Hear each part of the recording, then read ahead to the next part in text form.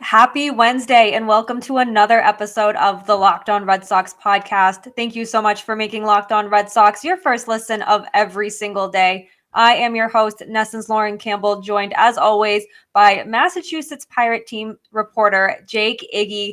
We have a lot to get to today. We have some poll results, some fan questions, and some just normal Red Sox baseball talk. So let's get right into it.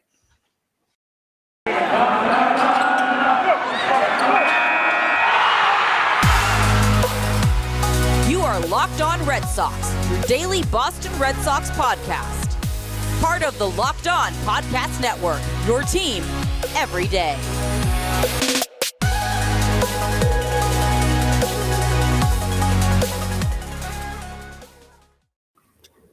I hope everybody is enjoying the MLB lockout thus far, even though, not too much stuff has been really going on.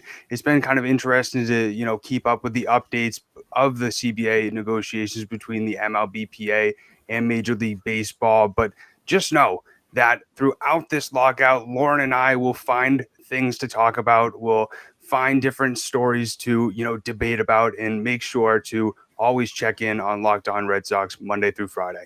So I want to sort of start off talking about Jon Heyman's report yesterday on the Red Sox being one of 4 teams that checked in on shortstop Trevor Story. And I put out on Twitter a little bit of a poll this morning. Should the Red Sox sign Trevor Story? And interestingly enough, 69% of you said yes, 31% of you said no over the 83 votes. And so, Lauren, what would you think about a signing of Trevor Story for the Red Sox?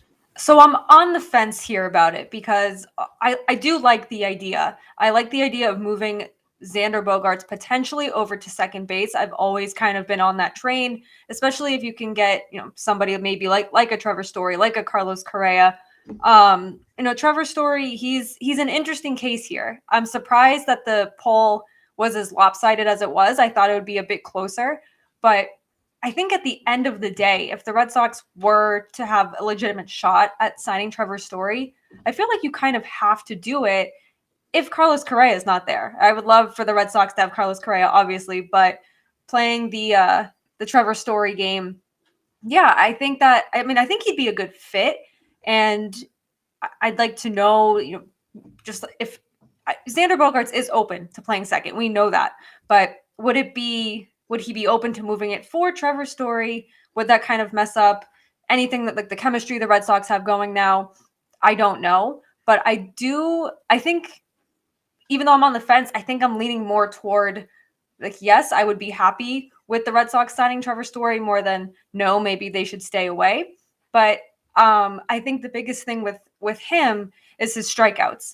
And when you bring back somebody like Jackie Bradley Jr., who's not going to be a full-time player, but he has struggled with offense and everything, do you want to bring somebody in who's struggled with strikeouts throughout the last few seasons of his career?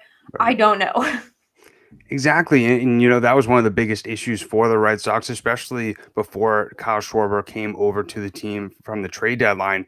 They always found a way to, either ruin opportunities or not be as patient at the plate. But as you saw when Schwarber did come over, they were a little bit more patient at the plate. The strikeouts sort of weren't as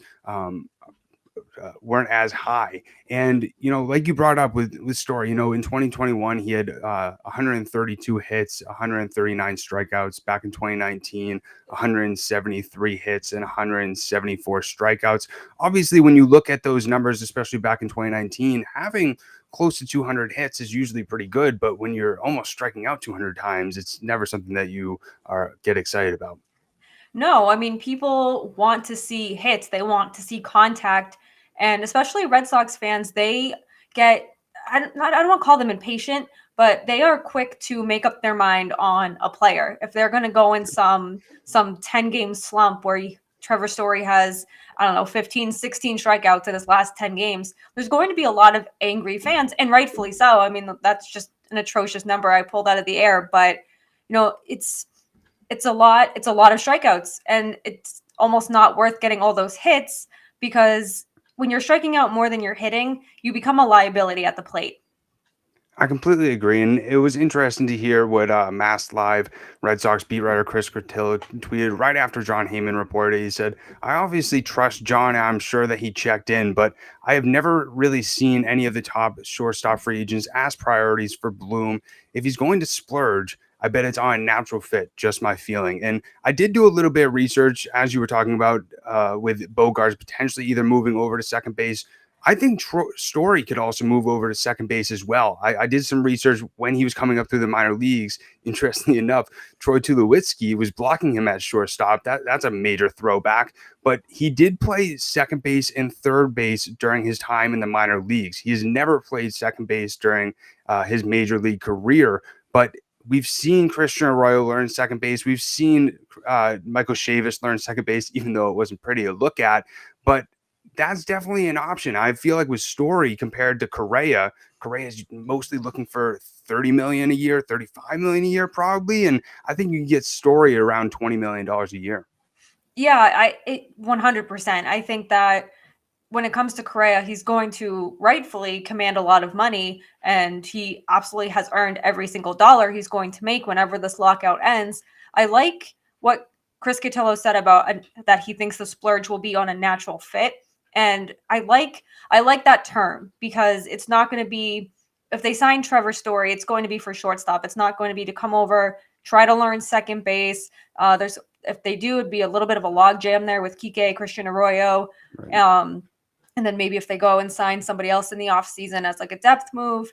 We saw this kind of happen with the Red Sox in first base where they traded for Schwarber and they're like, yeah, he's going to play first base. Not exactly a natural fit. Wasn't the worst thing we've seen. Wasn't the best. Christian Arroyo also tried to play first base. We all know what happened there. But when you sign somebody like Trevor Story, I think you would sign him strictly to be the shortstop. I don't think there would be any kind of, let's see if he maybe can play second. And then, because then you're just messing around with Xander Bogaerts going back and forth. And listen, Xander Bogaerts is a hell of an athlete. And I think he belongs at second base in the future, but you don't want to be bouncing him back and forth like they do with some of their pitchers from starter to bullpen all the time, because it just creates a mess. You don't want to mess with anyone's confidence. You don't want to mess with the flow of the team. Right. So I definitely think that if they are going to sign a shortstop or a second baseman, it's going to be strictly for those positions. It's not going to be a platoon or a versatile utility. That's the word I'm looking for. A utility guy. I completely agree. And when you bring up the Schwarber situation, all I can remember back is this past season when he made a routine ground ball play at first base and he, waved to the crowd and everybody's thinking in their mind, Schwarber, that's a routine ground ball play. What are you talking about? But we're hoping that, Story, if he does come over to the Red Sox, is able to get back to his 2017, 2018 form when he hit 35 home runs and 37 home runs back in 2018, because this past season, he struggled a lot, especially in the first half. I can say that in confidence since I was an owner of his on my fantasy team, and it did not work out too great for me. And he ultimately ended the season with an average of 251, 24 home runs, 75 RBIs. And, that's why you're not seeing as many teams, wanting to take a chance on Story, and why you're not seeing as much real buzz around him, especially his name, as you really expected, maybe a year or two ago. Yeah, and I think part of that too is just the market this season, the free agent market is just so robust where a name like Trevor Story will get buried. And yes, no, like he's not Carlos Correa. He's not a Max Scherzer type of name out there, but he's still Trevor Story. He was still, I remember him playing for the Rockies and just home run after home run after home run. And just, he was so electric and so much fun to watch during that time. He's still going to be fun, but it's just going to be, it's kind of a question of how fun is he going to be, at what cost? Does he turn his strikeout numbers around? Does he return to a 2017, 2018 Trevor Story? Or are we going to see almost 180 strikeouts from Trevor Story? Exactly. And, it's real tough to sort of know exactly how much interest level Chaim Bloom has. As Section 10 always says, they're the interest kings. And the wording is very interesting with this report as well, that the Red Sox were one of 4 teams that checked in. So we don't fully know if they're super interested in him, but with writers sort of grasping for news during this MLB trade deadline, it's definitely something. When it popped up on my notification deck, I definitely got a little bit excited, because I think with him in the middle of that lineup, I mean, that's going to make the Red Sox, it's already one of 2 of the best offenses in the entire MLB. And with Story being a right-handed hitter, I think that the monster will fit perfectly with his swing as well. And I think he would be, like I said, a perfect fit in that lineup. Yeah, he definitely could be. The right-handed bat is a good point. Something that didn't really, cross my mind, just kind of something I wasn't really thinking about. But yeah, you have the right-handed hitter, you have the monster there. He really could be a good fit. I guess it's just a matter of, like you said, we don't know. The Red Sox easily could have just sent him a text, gave him a call, be like, "Hey, like what's your interest in playing here? What can you do for us? And what are you really looking for?" And that could be that. I mean, that's as simple as a check-in could be, or they could still be talking right now as we're recording this. Who knows? But I think it will be interesting to see ultimately where he lands and how quote unquote interested the Red Sox are. We've already seen this in the offseason. We see it every offseason that they were either close to signing somebody, close to acquiring somebody, and they just came up short every single time. Will this be another come up short thing, or will they just pass completely? I guess that's a question for future Locked On Red Sox. I completely agree. It's going to be really interesting to see exactly what happens with this story as it continues to unfold. And, Lauren and I are going to sort of break down what that second base situation looks like in the second segment. But first, Lauren wants to talk to you about Built Bar. I do. I love Built Bar. You know me by now. I love it. It's my go-to snack. I'm not a breakfast person, so it's a perfect snack to just start my day with. And now, because it's the holiday season, you can grab that protein bar that tastes just like a candy bar, or even better than a candy bar. Built Bar is filled with so much holiday goodness, rich with decadent flavor, and it's covered in chocolate. You get the best of both worlds, both delicious and healthy. There's so many flavors, you'll definitely have a hard time choosing, because there's raspberry, there's mint brownie, double chocolate, and my personal favorite, cookies and cream. Built Bar gives you that extra fuel you need to bust down those mall doors this holiday season and battle all of those holiday shoppers. If you're just standing in endless shopping lines, it can give you that little extra something to keep you going, because those lines can be more tiring than the actual shopping itself. And because it's the season of peace and love, don't bring up your favorite Built Bar flavor at a family party, because people are so passionate about their favorite flavor, they'll fight for it and things could get out of hand. But then again, family gatherings, little argument, things go hand in hand. And are you friends with Santa? Well, tell him to throw a few Built Bars in those stockings, because there's so many flavors, they will make anyone's Christmas morning a happy one. And if you like some of those marshmallowy treats around the holidays, you need to get your hands on Built Bar Puffs. They're light, they're fluffy, and they're marshmallowy through and through. There's different flavors, they're all covered in chocolate, and they taste so good. You will not believe that they're filled with protein.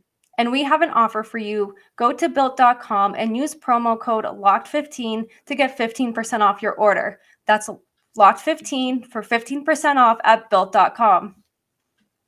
So now we want to talk about, what will the Red Sox second base situation look like? And it's really been interesting to see how, this position for the Red Sox really hasn't been, a quality one or a reliable one ever since Dustin Pedroia unfortunately got injured from Manny Machado cleating him, back in 2017. And, we saw Kike Hernandez spend some time over there, Christian Arroyo over there. But what are your thoughts on, this second base situation, Lauren? I think it's been kind of low-key, one of like a revolving door for the Red Sox.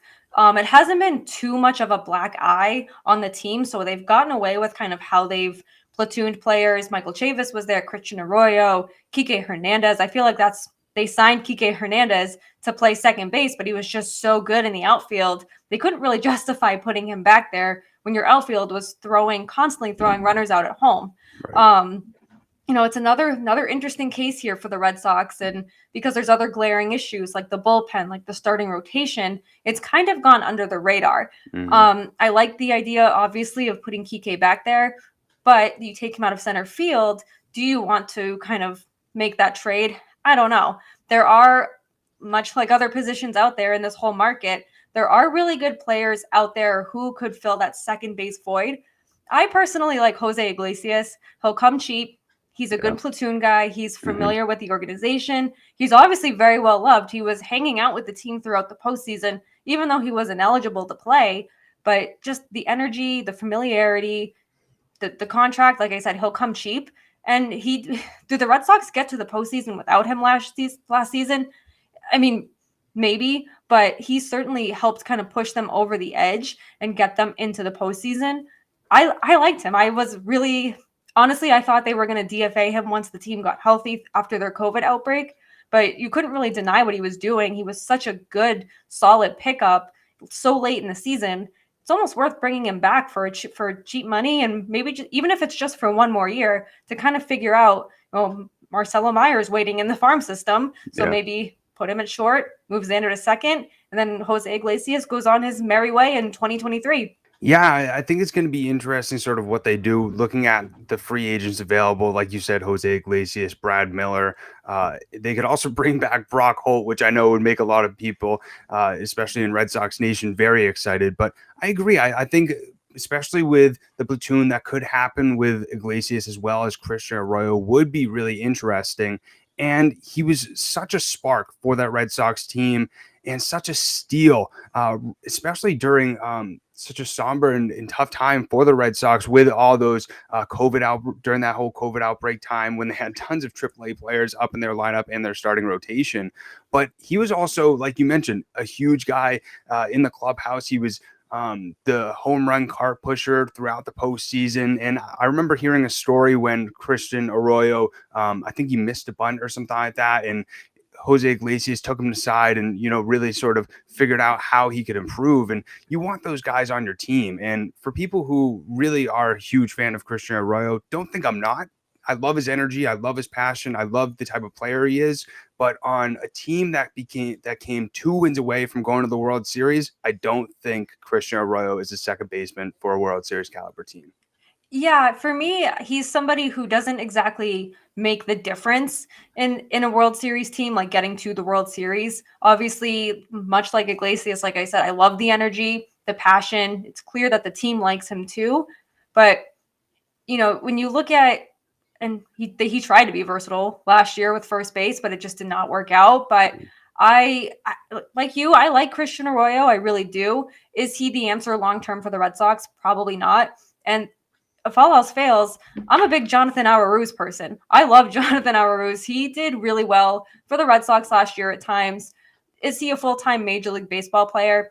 I don't think so, but I will always love him. He's had some big moments for the Red Sox. Unfortunately, then he got COVID during that outbreak, but that he's an option as well. And he knows the system. He's been up and down between Worcester and Boston.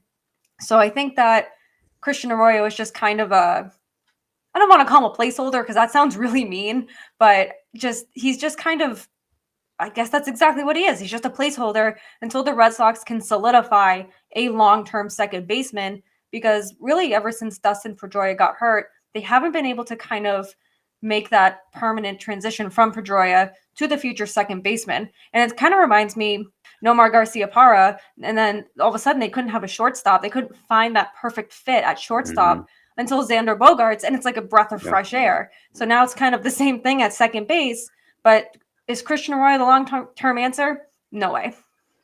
Yeah, I'll never forget it. Like you said, with the Arauz, I'll never forget the Arauz game when he had that 3-run home run. And I mean, I was thinking about it as well with shortstop as well as third base. Before Xander and Devers came, that was a revolving door. I'll never forget, especially with shortstop, Steven Drew, Marco Scudero, third base, as well as, Will Middlebrooks. And, it's really going to be interesting to see how Chaim Bloom really maneuvers this position and what he really does. They do have a few options down in the farm system. We got Jeter Downs. He had a really tough AAA season, as well as in the Arizona Fall League, just isn't able to find a way to get on base. He's great at hitting home runs, but his average has been low during the both times that, he played, like I said, in the Arizona Fall League as well as AAA last year. But I did a poll on Twitter and we got 8 replies from that. 3 people said Kike Hernandez, 2 said Xander Bogaerts, 1 said Trevor Story, and 1 said Jose Iglesias. And I think it's going to be interesting to really see also what how the Red Sox want to do with shortstop as well. I think that's another great question. As you mentioned, Xander Bogaerts time and time again has said that he's open to the idea of playing second base. Who knows really for who? I think that will really be a debate once they find a guy who could fill in at that shortstop position. But even though Xander, he makes some great plays at defense, he also makes a lot of mistakes at defense as well. Yeah, and it's nobody's perfect, but when you have the opportunity to maybe bolster your shortstop position, even though you already have a Gold Glove All-Star shortstop, if you can move that kind of All-Star Gold Glove over one to bolster your infield even more, and then all you have to really worry about is third base, because even though Xander Bogaerts is not the most perfect shortstop, Rafael Devers, and I've said this time and time again, is beginning to become a liability at third with his defense. That's a whole nother. We can do a whole another episode on that on another day. But if you have a solid shortstop, you put Xander at second base, all of a sudden a lot of questions are answered that aren't going to be answered for at least until, I can't even say at least until whenever, because we have no idea when this lockout is going to end. So I'm very interested to see what Chaim Bloom does, because he's come in here and Dave Dombrowski destroyed the farm system, which is exactly what he was supposed to do. It's what he's done his entire career. And then Chaim Bloom has been building it up. And we have some very, very interesting prospects down on the farm. They could be trade pieces. They could be 5-time All-Stars in 10 years. So it's very interesting to see, because there's going to be a logjam. There already is a logjam with the major league players. And you have all these players in the farm system not too far from wanting or going to make their MLB debut. So you have, like I said, Marcelo Meyer. What are you going to do with Jonathan Arauz? There's Tristan Casas waiting around. And it's going to get interesting very, very quick. I wish I could be a fly on the wall during these conversations with Chaim Bloom, because I would love to know just a minuscule of what he's thinking. Yeah, I completely agree. And for people who think that Kike Hernandez, if they do put him at second base, that he's a second base option for the future, don't forget this guy's a free agent after this season. So it's a whole nother question on what 2023 is going to look like. And like you said, there's so much versatility, not only on this current MLB roster, but in this farm system. You could potentially see Rafael Devers playing DH, Bobby Dalbec playing third base, Tristan Casas at first.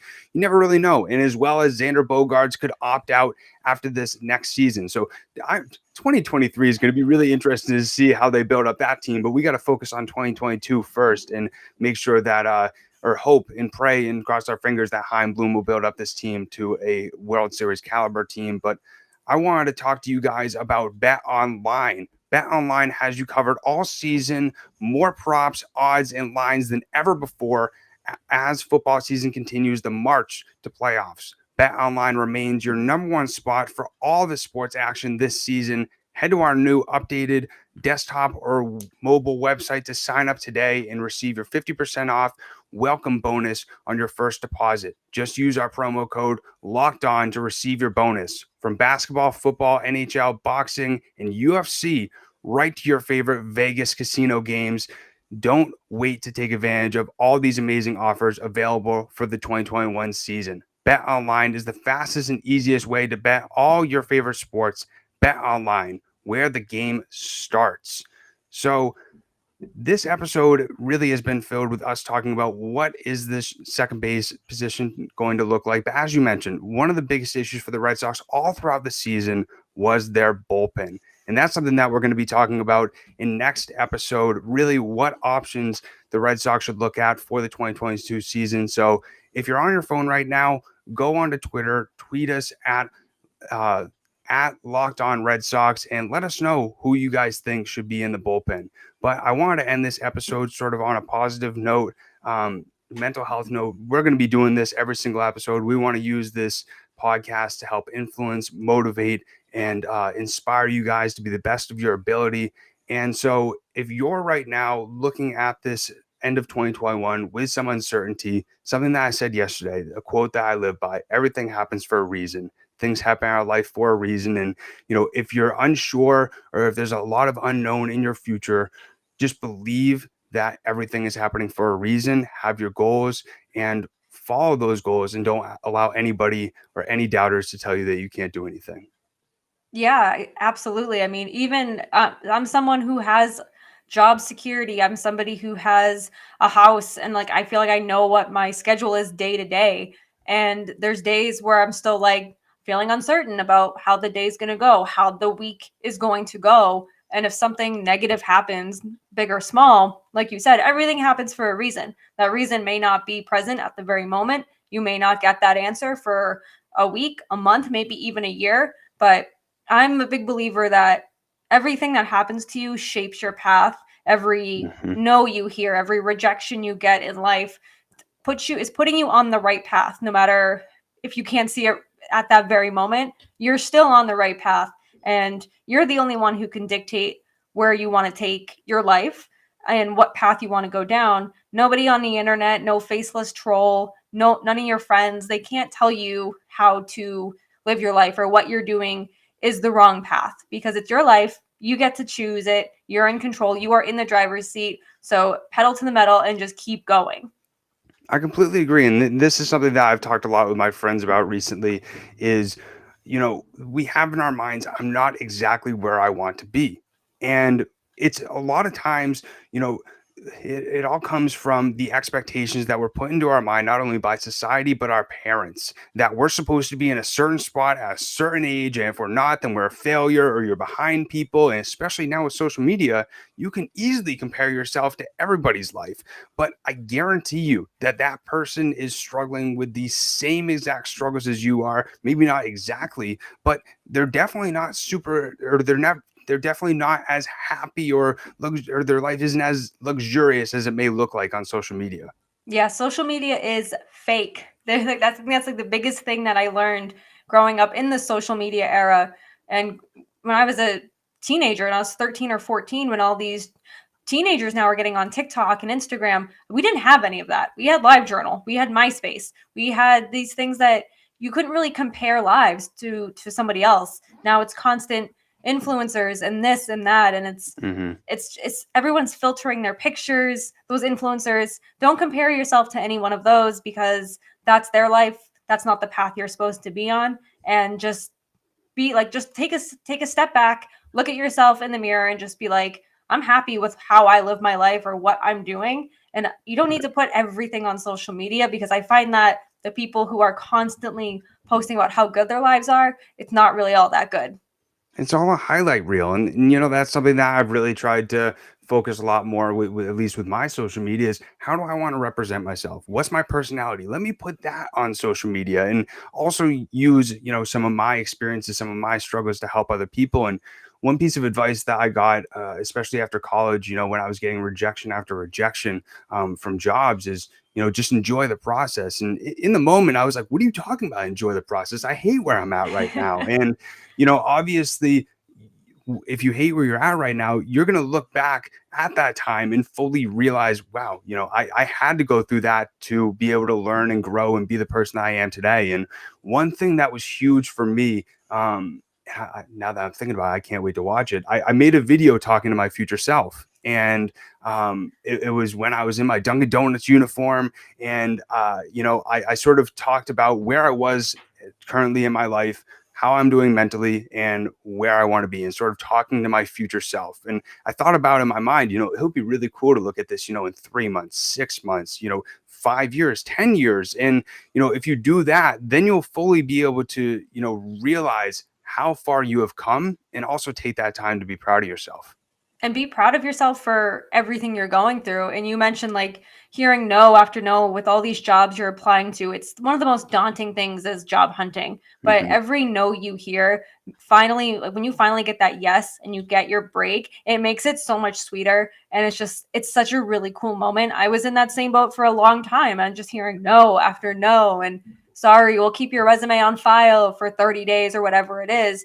And when you finally hear that yes, it's just like you could throw your phone just so high in the air because you're just so excited. You don't even know how to act. And it's like, finally, everything that I went through, every difficult path, every road bump and every speed bump through every hurdle finally is worth it. And you'll never forget that feeling of just like happiness and just be like, oh, okay, this is why it sucked for the last 2 years. Exactly. I couldn't agree more. And I really appreciate everybody who has, supported me ever since I come on this podcast a few days ago. It really does mean the world to me, especially after yesterday's my first solo episode. It was so much fun to be able to do that. And it's been so much fun to be able to interact and, meet all the fans of Locked On Red Sox podcast. And I really appreciate you making Locked On Red Sox your first listen every single day. Lauren and I are going to be here Monday through Friday, coming up with topics, like I said at the start, coming up with topics, coming up with storylines. Even though it's the lockout, Lauren and I still have a lot to talk about. So make sure you follow Lauren on Twitter. It's la, and then Lauren with 4 R's. I try to get that right for you. And then my Twitter's at Jake Iggy. And then also make sure you follow Locked On Red Sox on Twitter. It's LO_Red Sox. And also make sure you subscribe on YouTube as well as on whatever audio platform that you listen to so you get notified for daily episodes. We will see you and talk to you guys tomorrow. And now that you have made Locked On Red Sox your first listen of today, head on over to Locked On Bets to make it your second listen. Locked On Bets is your one-stop shop for all of your gambling needs. It's hosted by your boy Q with expert analysis and insight from Lee Sterling. Locked On Bets is free and available wherever you get your podcasts.